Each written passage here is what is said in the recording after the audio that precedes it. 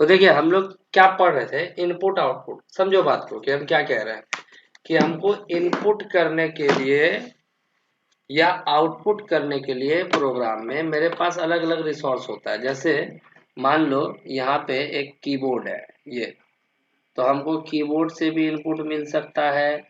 दूसरा मेरा मान लो मॉनिटर है, मॉनिटर पे हमको क्या होता है, आउटपुट मिलता है। जानते हो कि मॉनिटर पे हम आउटपुट करते हैं। तीसरा मान लो कोई डिस्क है या फाइल है, इसको फाइल बोल दो या डिस्क बोल दो, यहाँ से इनपुट चाहिए। और भी डिस्क होता है, कितना डिस्क हो सकता है, बहुत सारा हो सकता है। कीबोर्ड और मॉनिटर एक होता है, लेकिन डिस्क जो है, फाइल जो है, वो बहुत सारा होता है। इन सभी से हमको इनपुट और आउटपुट चाहिए होता है। तो इन सभी से इनपुट आउटपुट के लिए क्या किया जाएगा, तो सी प्लस प्लस क्या करता है, एक कॉमन स्ट्रीम क्रिएट करता है। यहाँ पे तुमको ये स्ट्रीम क्या है समझना होगा कि यहाँ पर देखो, ये इनपुट के लिए यूज कर रहा है और ये आउटपुट के लिए यूज कर रहा है। इसी तरह से हमारा मान लो कि डिस्क भी कोई है जो आउटपुट कर रहा है। आउटपुट डिस्क को आउटपुट देने का मतलब क्या समझते हो, फाइल में सेव करना। और फाइल से इनपुट लेने का मतलब हो गया कि फाइल में कुछ लिखा हुआ है, उसको रीड करना फाइल से। When we read some data from the file, तो this mechanism is known as input from file। और when we write some data in file through our program, हमारे प्रोग्राम में जो भी लिखा हुआ है उसको अगर हम राइट कर रहे हैं फाइल में जाके, कोई फाइल खोले हम और उस फाइल में हम लिख दिए जाके, तो उसको आउटपुट बोलेंगे, आउटपुट स्ट्रीम इन फाइल। तो इन सभी के लिए सी प्लस प्लस क्या किया, एक स्ट्रीम तैयार किया।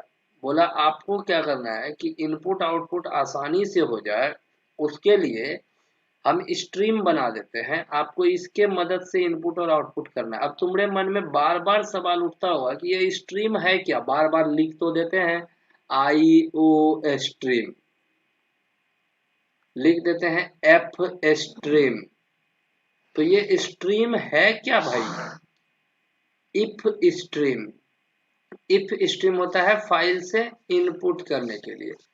ऑफ स्ट्रीम, ऑफ स्ट्रीम और फाइल में राइट करने के लिए। उसी तरह अगर सिर्फ इनपुट करना है तो आई स्ट्रीम, आई स्ट्रीम मतलब हो गया कंसोल से इनपुट लेने के लिए।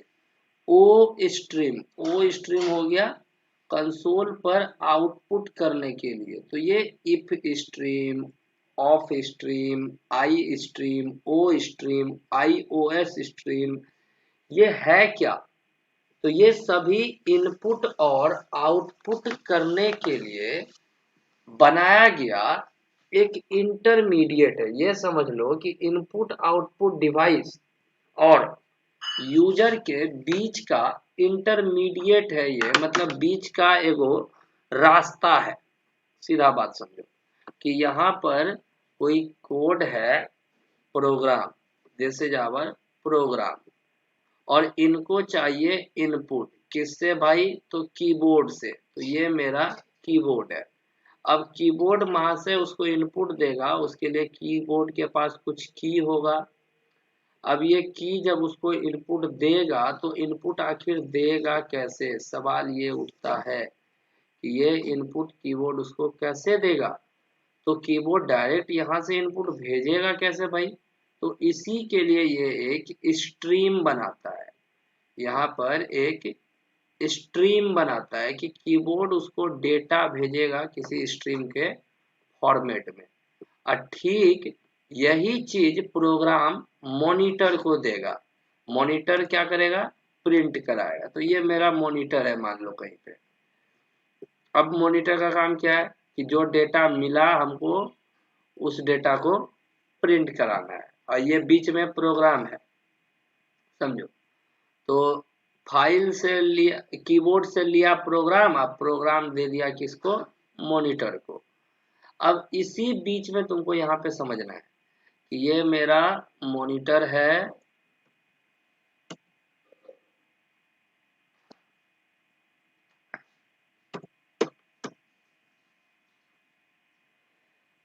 और ये मेरा प्रोग्राम है जिसको डेटा इनपुट और आउटपुट कराने के लिए बीच में अपना रोल प्ले कर रहा है। यहाँ पे लॉजिक है यहाँ बहुत सारा, और ये मेरा कीबोर्ड है।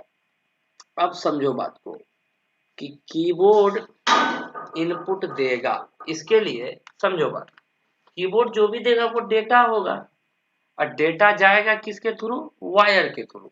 इसमें तो कोई समस्या नहीं है किसी को, इतना बात तो जान रहे हो कि अगर कीबोर्ड से प्रोग्राम को तुम इंटर कर रहे हो तो वहां सम वायर या वायरलेस मीडियम होगा कुछ ना कुछ।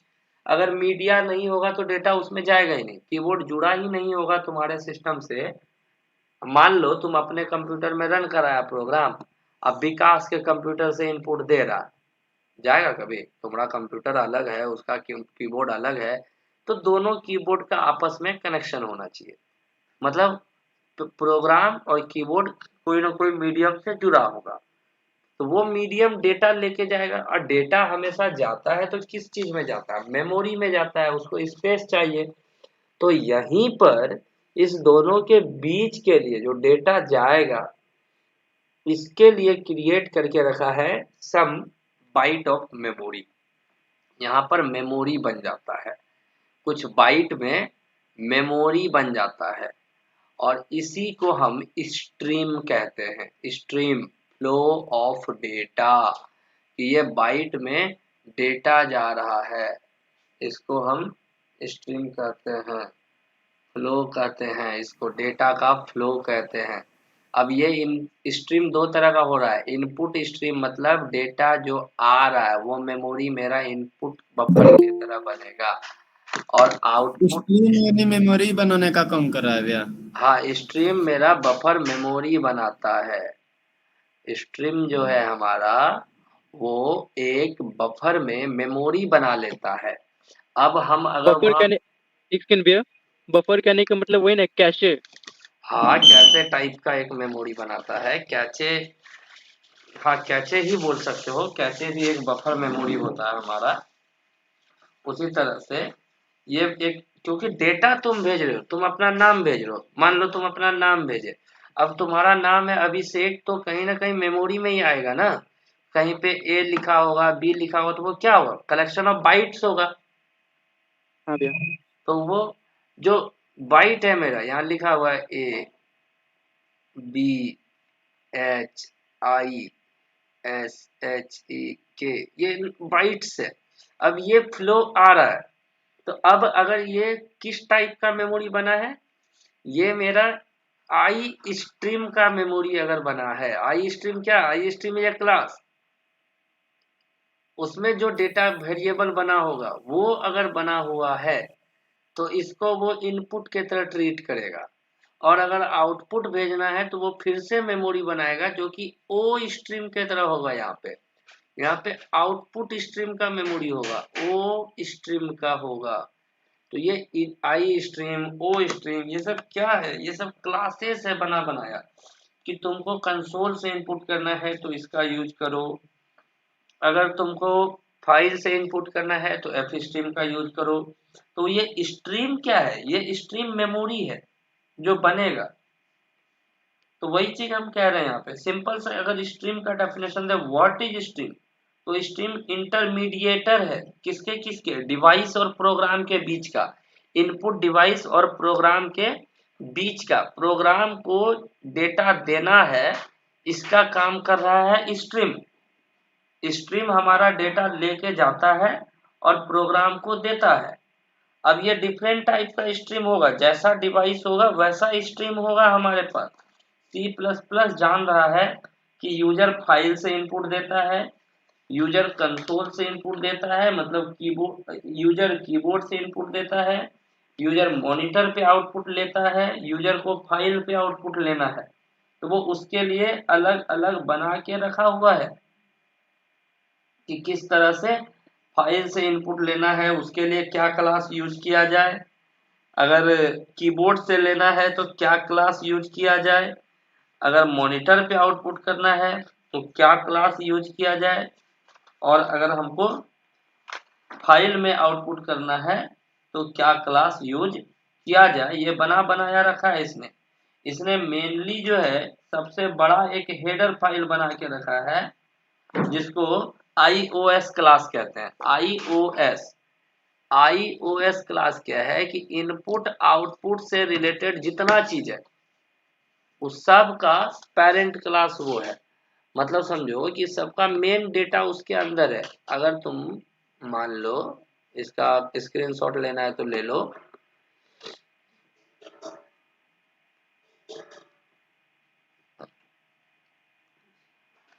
कि अगर मान लो तुम एक मास्टर फाइल, देखो यहाँ ये क्या किया, एक मास्टर फाइल बना के रखा है एकदम बड़ा सा, जो है iOS, मतलब इनपुट आउटपुट से रिलेटेड जितना सारा फंक्शंस वगैरह होगा वो इनके अंदर होगा, iOS के अंदर।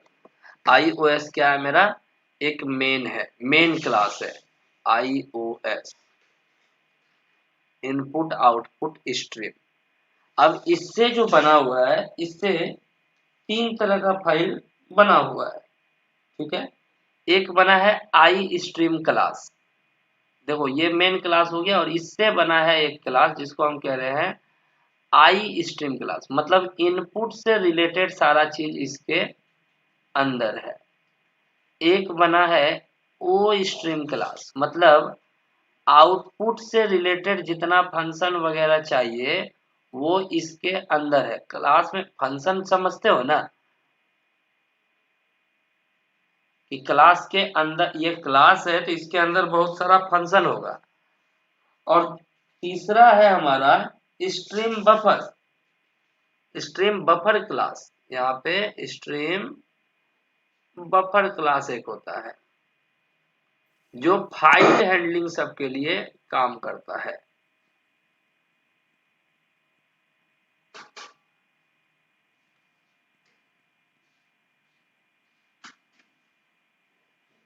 और इसी दोनों को मिला के, समझा, इसी दोनों को मिला के एक क्लास बना है IO स्ट्रीम।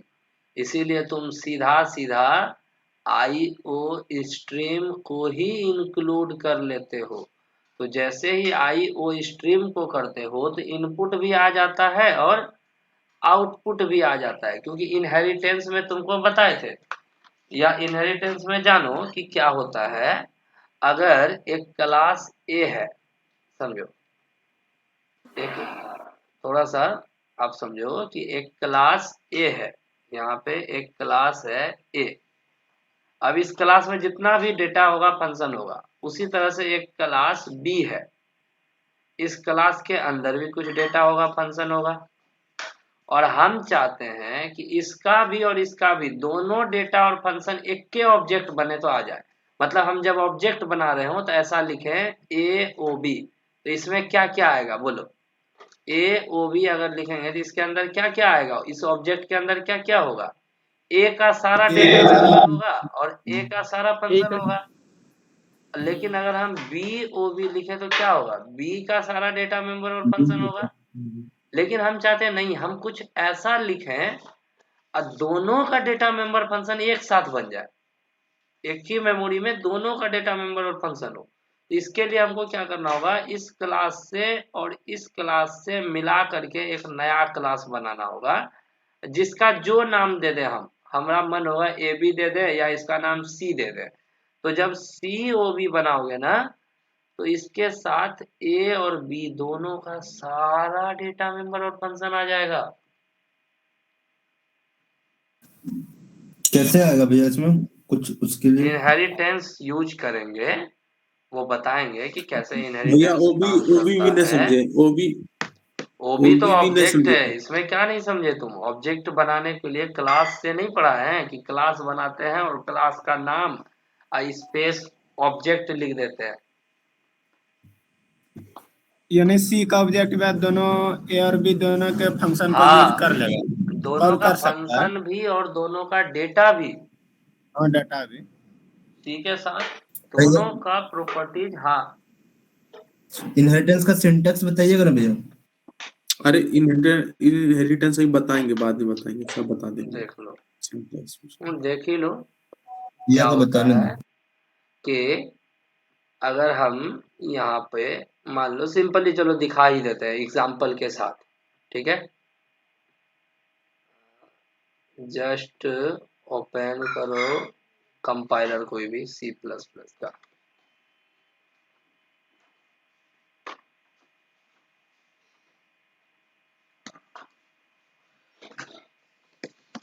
थोड़ा सा हम लोग वो कंपाइलर ओपन कर लिए हैं और एग्जाम्पल कर लेते हैं, उसके बाद ही हम लोग इसको एक्सप्लेन करें तो बेटर है, ठीक है। तो देखो भाई, मान लो यहाँ पे एक प्रोग्राम हम लिख रहे हैं, कोई भी चीज का एक क्लास बना रहे हैं, तो देख लो कंट्रोल एन किया हमने और प्रोग्राम में लिखा hash include IOString using name.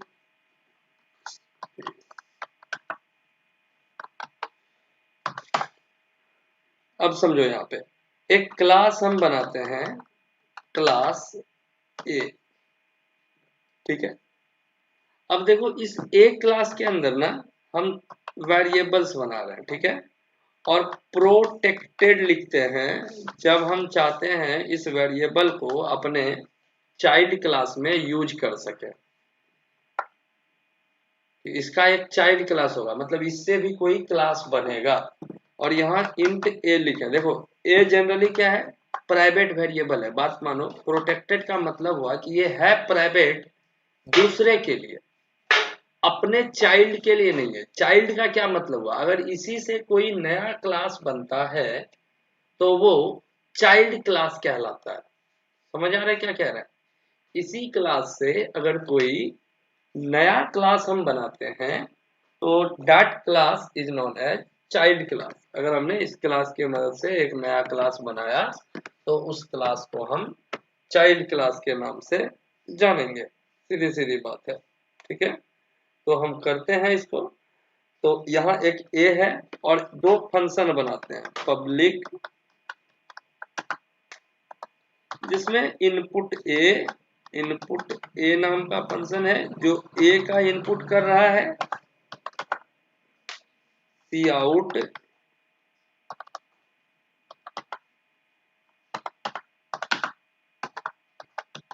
Inter ए का वैल्यू इंटर करना है।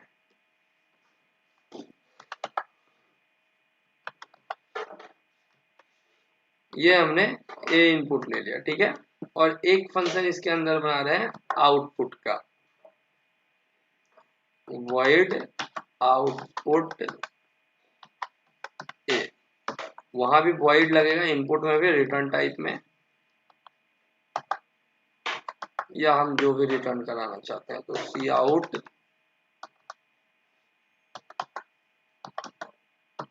ए इक्वल टू ए। इस प्रोग्राम को समझने में कोई समस्या किसी को? क्लास है ए, उसमें एक वेरिएबल है ए, एक इनपुट फंक्शन है ए और एक आउटपुट फंक्शन है आउटपुट ए। सिंपल सा, और कुछ है नहीं इसमें लॉजिक। दूसरा एक और क्लास हम इसके जस्ट बाद बना रहे हैं, जस्ट इसके बाद to create a class B, class B. और now in class B we have a variable int b, or in public section we have a function void input b, या सिर्फ इनपुट और b दोनों ले सकते, कोई इशू नहीं है, ठीक है। अब यहाँ हमने एक मैसेज दिया सी आउट इंटर अ नंबर,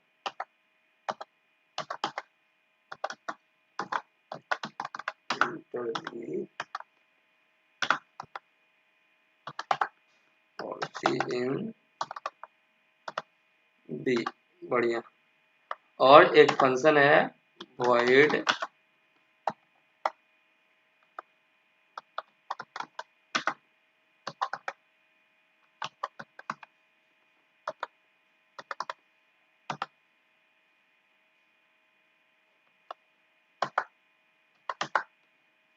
और यहाँ पे लिखा हुआ है सी आउट।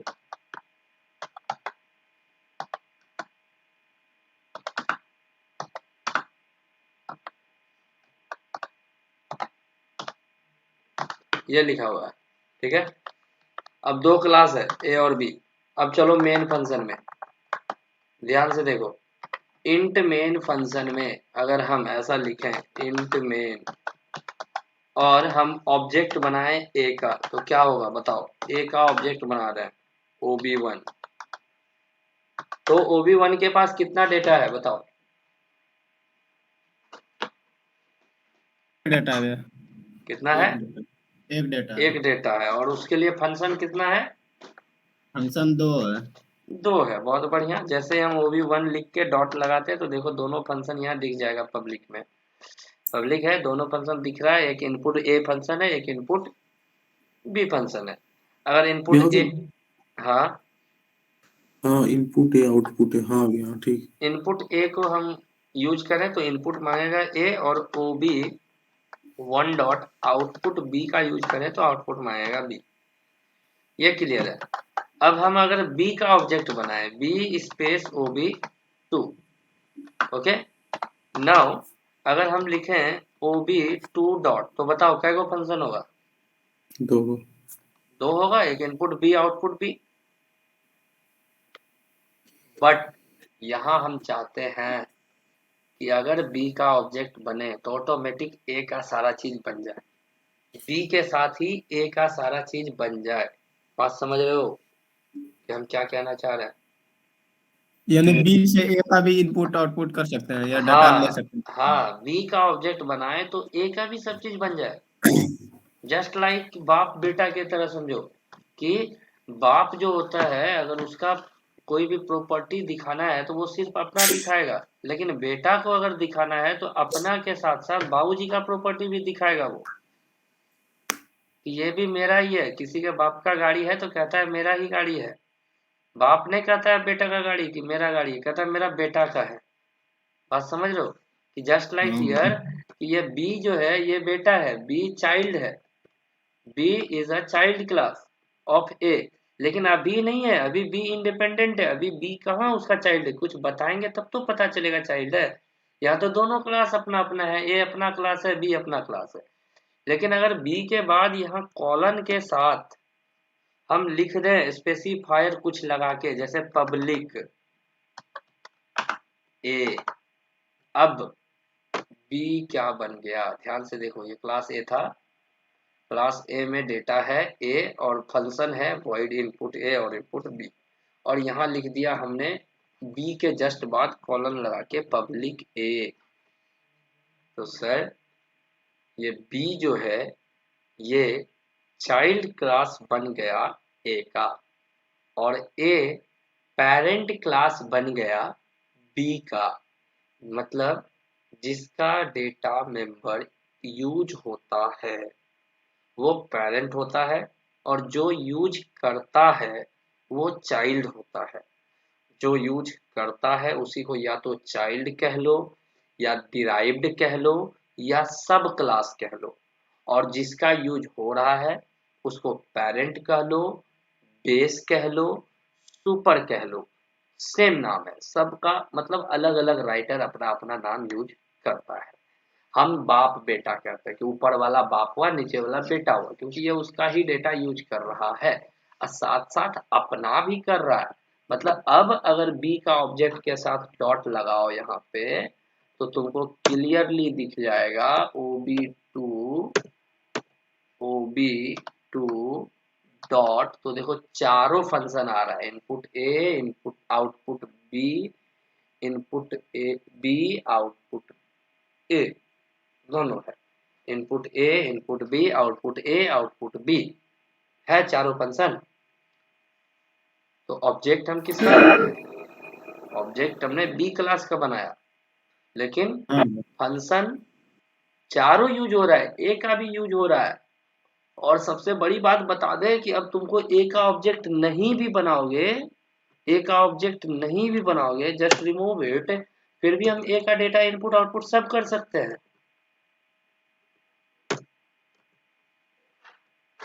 और यही चीज इनहेरिटेंस प्रोवाइड करता है। तो यही चीज तुम्हारा फाइल हैंडलिंग में वहां हो गया कि एक इनपुट स्ट्रीम था iOS जो बताए तुमको, हुआ क्या कि एक इनपुट आउटपुट स्ट्रीम क्लास है और इससे बनाया दो क्लास, एक इनपुट स्ट्रीम एक आउटपुट स्ट्रीम, और दोनों को मिला के बनाया IO स्ट्रीम। एक आई स्ट्रीम क्लास है, एक ओ स्ट्रीम क्लास है। अभी ना यहाँ देख रहे हो, अभी ध्यान से देखो, हम एक और क्लास यहाँ बना लेंगे सी, और ए को बी से ना इनहेरिट करेंगे, सी को दोनों से इनहेरिट कर लेंगे। यहाँ से ये हटा देते हैं, ये remove it, okay. Just copy this class, control C and paste here, और let's change the name A to C, और variable can be C, input C, output C, और here just write C, और here just write C। तो देखो कितना class हो गया, 3 class हो गया। इनपुट A, इनपुट B, मतलब class A, class B, class C, 3 class है। अब हम यहाँ क्या कर रहे हैं, C में, यहाँ पे C में कॉलन लगा के देखो क्या लिख रहे हैं, colon public A comma public B। जानते हो क्या होगा, C के पास A का भी सारा फंक्शन है, C के पास B का भी सारा फंक्शन है, C के पास A क्लास का भी सारा डेटा और फंक्शन है, C के पास B क्लास का भी सारा डेटा और फंक्शन है। मतलब मेन में अगर हम A का ऑब्जेक्ट बनाए तो A का इनपुट आउटपुट यूज करेंगे, B का ऑब्जेक्ट बनाए तो B का इनपुट आउटपुट यूज करेंगे, C का ऑब्जेक्ट अगर हमने बनाया तो A का भी यूज करेंगे, B का भी यूज करेंगे, साथ ही साथ C में अगर एक्स्ट्रा है तो वो भी यूज करेंगे। जैसे ही लिखोगे COB1 या OB, और जैसे लिखोगे OB डॉट, तो देख लो कितना फंक्शन आता है इसके साथ।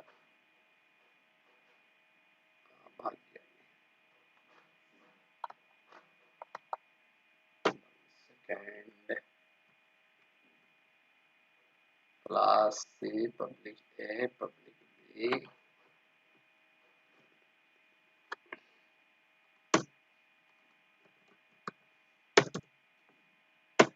B, C लिख रहे हैं हम, OB डॉट इनपुट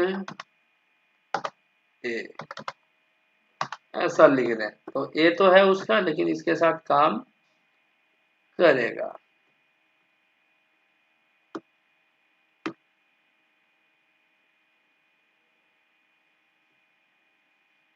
तो देखो ऑब्जेक्ट C का है, लेकिन वहां इंटर A मांग रहा है।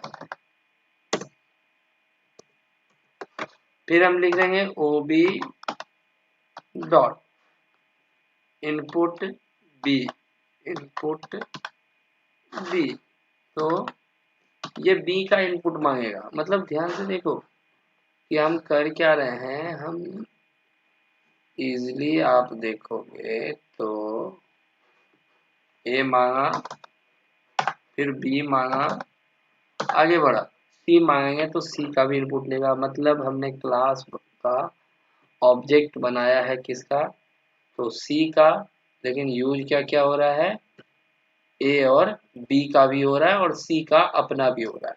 तो यहाँ पर ये इनहेरिटेंस कहलाता है। ये जो कॉन्सेप्ट देख रहे हो ना कि हम पहले से बने हुए क्लास के मेंबर्स को और मेथड को यूज कर रहे हैं, ये इनहेरिटेंस कहलाता है। अब इसमें भी अलग अलग तरीका होता है कि जैसे इस फंक्शन को हमको 10 जगह डिफाइन करना है, तो इसका खाली यहाँ पे हम चाहते हैं डेफिनेशन नहीं हो, खाली यहाँ पे सिंटेक्स हो उसको यूज करने का, डिफाइन बाद में करेंगे तो इसको सेमीकोलन देके छोड़ देंगे और बाद में दूसरे C क्लास में जाके डिफाइन कर देंगे उसका। मतलब इसका नया डेफिनेशन हो सकता है, इनपुट A का एक नया तरीके से डेफिनेशन हो सकता है, वो सब डिटेल डिस्क्रिप्शन हम लोग इनहेरिटेंस के चैप्टर में पढ़ेंगे।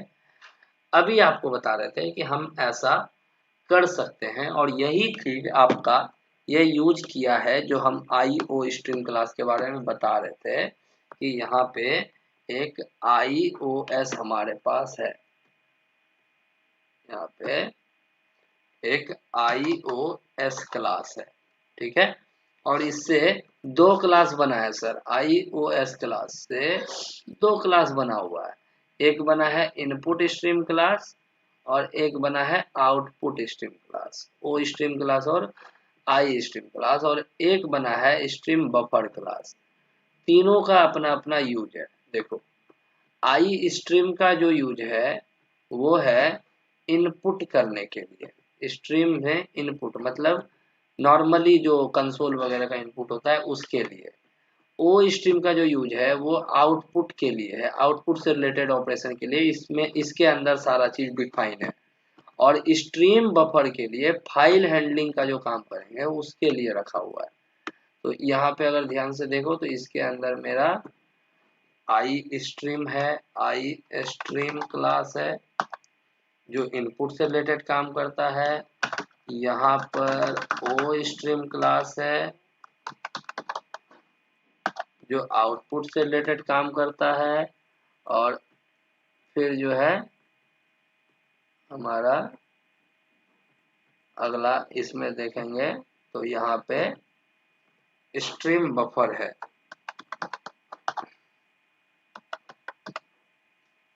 जो फाइल के लिए काम करता है। ये प्री डिफाइंड क्लास है। और आगे तुम जो IO स्ट्रीम यूज कर लेते हो ना, वो इसी दोनों से मिलके बना हुआ है, आई स्ट्रीम और O stream, just like this.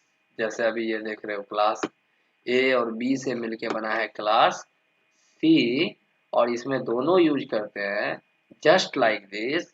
आपके इस प्रोग्राम में यहाँ पर इनपुट और आउटपुट को मिला करके बना हुआ है IO स्ट्रीम। यहाँ पे ये इनपुट भी है और आउटपुट भी है, और दोनों मिल के जो बना है ना वो है इनपुट आउटपुट स्ट्रीम। दोनों से मिल के बना हुआ है IO स्ट्रीम जो तुम यूज करते हो।